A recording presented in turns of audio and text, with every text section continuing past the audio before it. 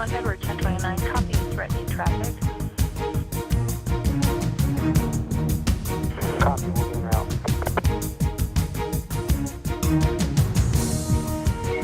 Edward 1029, if you can please respond to 2020 McNeil Street, Lakeview. Copy. If you still have run on, get the ATO information first. Welcome to Shooting Straight with Brad and Casey. I'm Brad Carlyon, your Navajo County Attorney, and my partner is? Casey Clark, Navajo County Sheriff. Thank you for joining us for this segment, and our guest this month is the new police chief for the towns of Snowflake and Taylor, Chief Scarber. Thank you for joining us. Thank you. Appreciate Larry. the invitation. I'm not sure if he's new. He's been here about what, A year A and a but, couple of weeks. It's gone fast. It has. Well, what was your background like before you became the chief of police in that area? Well, I'm in my 37th year of law enforcement now. I started out as a security officer, unarmed, checking doors at Brigham Young University when I was attending school there. Was eventually hired by the university police and worked there for 3.5 years, and then transferred over to the Provo, Utah Police Department for 4 years, where I was on mountain rescue, SWAT, and our major collision investigation team. I returned to Snowflake for my high school reunion. I'm a Lobo, graduated there in '75, before many of our viewers, I'm sure, were even born, and rode with one of my classmates, Bruce Peterson, and he invited me to become a part of the Highway Patrol, and I thought this looked like a great opportunity, so I put in an application, and in 1987 I was hired by the Arizona Highway Patrol, or Department of Public Safety.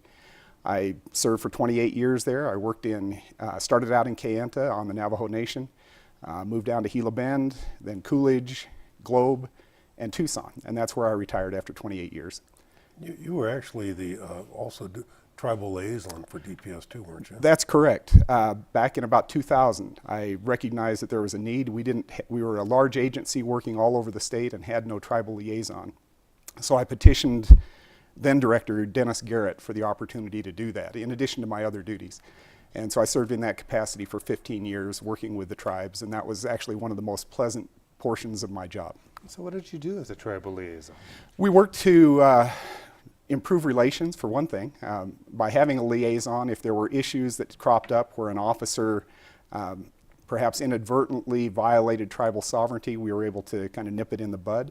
I also worked to develop mutual aid agreements so that we would have authority, if a tribe wanted us to do so, to work on that tribal community, enforcing their laws. So had some great experiences. So how did you get into Snowflake Taylor? I mean, were you called or did you? Well, good question. I was that actually wasn't part of my bucket list. My intent was to retire from DPS on October 31st of last year.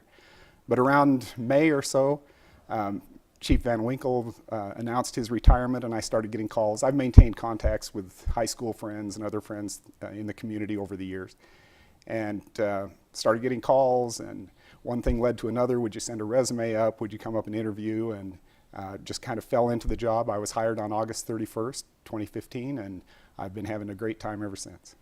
So was there, when you interviewed and you talked to the council, was there things that they wanted you to do, or did you have ideas? Or a combination of those. They realized they weren't getting a young officer when they offered me the job. So one of the things that they were looking at is preparing a succession plan and developing some of the younger leaders, and that's one of the things that I've been trying to do. They also wanted to improve relationships with the community, and we've been working very hard on that. So those were their mandates. I've had some other ideas as well, as far as being a highway patrolman. Traffic enforcement is near and dear to my heart, not for the revenue, but for the safety. It saves lives. So that's been important. We've had 2 opiate overdose deaths since I've been there in just a year, and so we're looking at implementing a excuse me, a Narcan protocol. Narcan, or naloxone, is a drug that can be used to counteract overdose for opiates. So that's something that we're working on. In fact, Sheriff, you and I both have an interest in that. yeah, I think that's important for all public safety, for the officers, but also the citizens. Correct. You know, especially with the fentanyl that's in a lot of the heroin now or whatever, can be very dangerous to the officers and again to the people that use the heroin. So I know that you've talked to John Stevens, and I have with the Attorney General's office, and he's interested in come up and doing some training for us. Yes. And I think it'd be a good thing, and I think we could use, you might be able to even answer this, Brad, is we were thinking we could use some RICO money for each department to buy the Narcan. We'll have to look into that. I think it's a possibility because it's drug related. I also believe that through the Arizona Association of Counties, the U.S. Communities Program, that we can get a substantial discount on the purchase of that. But we'll look into that. Yeah, I talked about maybe going through the jail where we get our medicines for the inmates at the jail. So either way, it'd be. I know that they changed the law, and now just for folks that do need to know, you can buy it across the counter now. So you can go to your local pharmacy. And I think it's about $50 for across the counter. But anyway, it's a good thing. It saves lives, and I think we need to do it. Sure. And the thing I like about Narcan too is the fact that it does no harm. So Right. if it turns out that the person is unconscious for another reason, and it's not an opiate overdose, then it doesn't do them any harm. So. You said you've had 2 ODs since you've been on.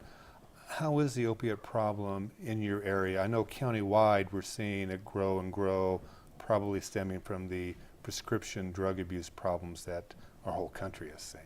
I think we're just a part of this community, and it's all over the White Mountains and Snowflake, Taylor. Both communities are affected by it, not just by the heroin, but by all illicit drugs and even the abuse of prescription drugs. One of the unique aspects or maybe challenges of your job is it's unique in the sense that you have 2 masters in a sense, because there's the town of Taylor and the town of Snowflake, and you jointly work for both of them. How does that work? Well, so far it's worked pretty well. I have 2 very supportive town managers, 2 very supportive mayors and councils, and I hear historically it hasn't always been that way, but it's been my good fortune to be working for some very supportive people. We're cash strapped as communities, but we do what we can with what we've got. We've been treated very generously by other agencies. The Sheriff's Office assists us on a regular basis. We were looking at upgrading our dispatch facilities and started looking around for equipment because we knew we didn't have the money for everything brand new. Went over to Camp Verde. We'd heard that they were getting brand new dispatch equipment and looked at theirs, and it was much, it's only 10 years old, so that's much newer than what we had. And we felt like it would work. We made them an offer on it that we felt was reasonable, and they turned around and just donated the equipment to us. Nice. So we're very grateful for that. And then we found some dispatch furniture from Guardian Medical up in Flagstaff that they gave us at a much reduced price. So we're just about complete. In fact, I'll invite you both when we have our ribbon cutting for our dispatch center. Great. And we'll invite you to the regional dispatch and keep a seat open for you, and hopefully you'll join us at some thank time. you. Thank you. I had the privilege of being on the review committee for candidates for the manager for that dispatch center, and I was very impressed with the candidate you have. I think she's going to be outstanding. Yeah, I've met with her several times, and she is a wealth of knowledge in dispatch. So and you're also going over to Spillman, correct, as your CAD system, I believe. Yes. So explain what CAD system is. Most computer-aided dispatch, and it's where you generate your reports and so forth. But I think there's 34, 36 agencies in the state that use it, and so you can tie into all those different names across the state.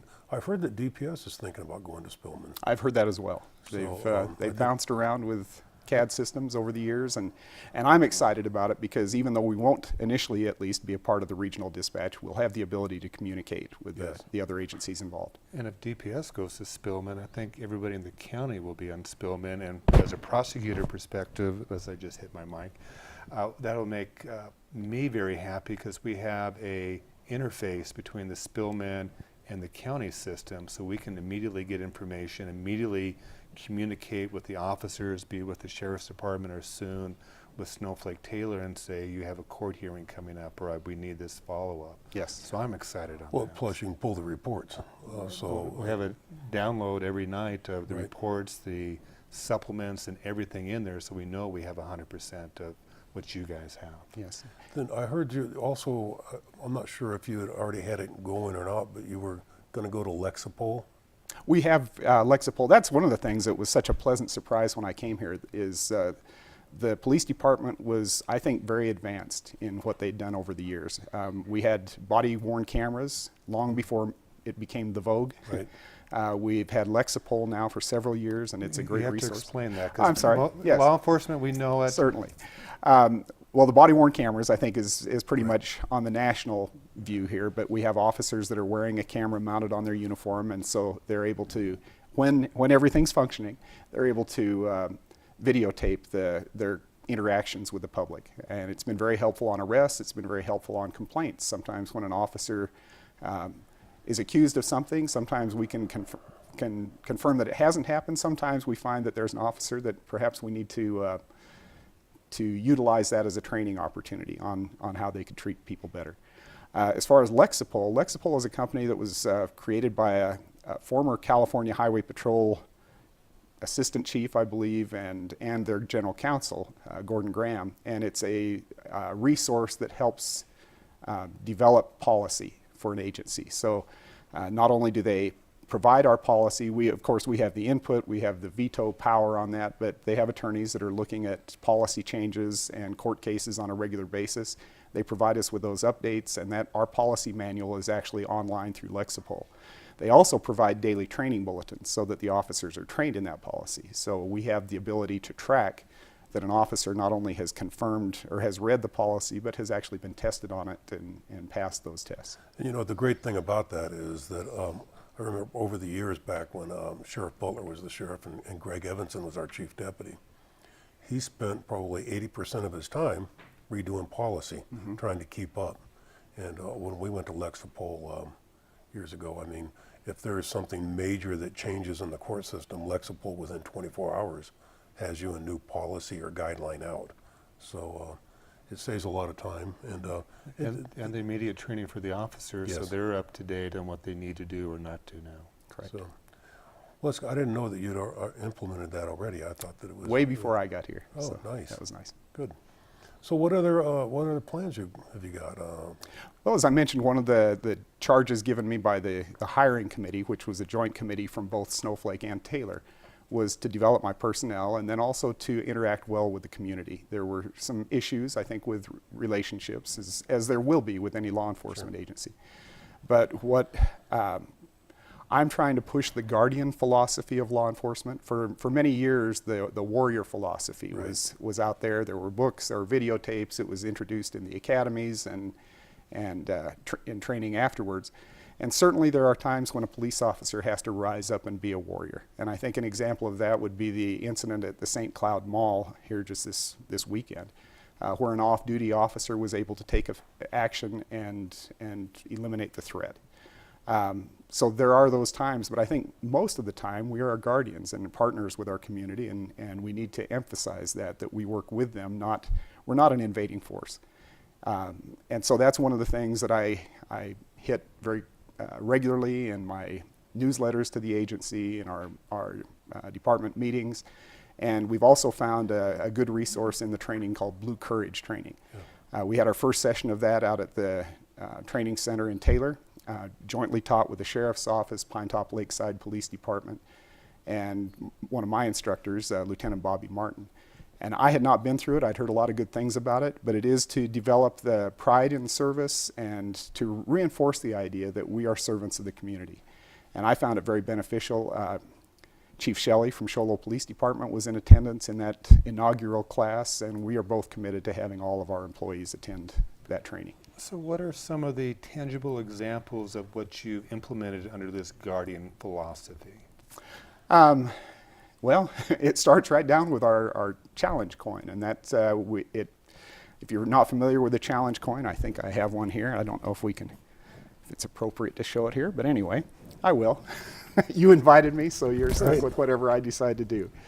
But I created a challenge coin and present this to employees who have done a good job, or to citizens who have done a good job for us and provided a service. And so one of the things we have on this is that we are guardians of our community and committed to excellence. And then on the back, a quote from my favorite president, Theodore Roosevelt. So And that is just, What is the quote? it is, no man is above the law, no man is below it, nor do we ask any man's permission when we require him to obey it. So Nice. anyway. So give us a couple examples of when you have handed out challenge coins, maybe one to an officer under your department and one in the community to somebody. We had, whoops, I'm losing my microphone here. Hopefully that won't mess anything up. We had a situation where at one of the rodeos there was a person being disorderly, and a young man stepped in and basically told him to stop bullying and made it plain that there would be consequences if he didn't do so. That was brought to my attention. There might have been one or two fights beforehand with other people that were being bullied. This young man stepped in, and because of his size and position, and he was able to just eliminate that situation. And it came back to me through one of our town council members in Taylor. And so at the next rodeo, he introduced me, and I presented him with one of the challenge coins. I felt like he'd kept the peace for us, and that was a valuable thing. I'll be presenting these to the attendees at our Citizens Academy. We have a joint Citizens Academy with the Navajo County Sheriff's Office that's going right now. We just finished week 2. We have 12 attendees, and we're presenting them with a little history of our departments, as well as some of the tactics and training and things that we utilize. We'll be staging a collision investigation. We'll be taking them out shooting, having other experiences with them so that they can become well informed on what their law enforcement agencies do for them. And so this will be part of their graduation, that we'll present them with challenge coins for their investment in time. It's a 12-week academy, so no small investment. We meet once a week, and I'll do that. And then with officers, we had a situation that came to me in kind of an unusual way. I received an email and a link to one of the news channels in the Valley, their Facebook page. And I went to that link and looked, and there was a photograph of 2 officers sweeping a driveway, and a Snowflake Taylor Police Department parked in front of the place and in front of the residence. And the person who had taken the photograph and supplied this to the news channel had observed those officers. They'd gone to respond to a situation where construction debris from one residence was going into this other resident's driveway. And she was out there trying to clean things up, and they ended up actually cleaning her driveway for her. And it was the sort of thing a chief loves to see, that sort of thing is happening, the extra mile type thing. So those are situations like that are where we utilize the challenge coin. You know, one of the things we talked about before we got on camera was that you've purchased new weapons for your department. The officers in the past had to supply their own. There was really no consistency, or? That's correct. And so when I got there and found that they were supplying their own, they had to provide, if something broke on a weapon, they had to provide their own. If they were involved in an incident, the department didn't have any extra weapons to provide with them, because it's normal in an investigation of some type of a critical incident to take the weapon as part of the investigation.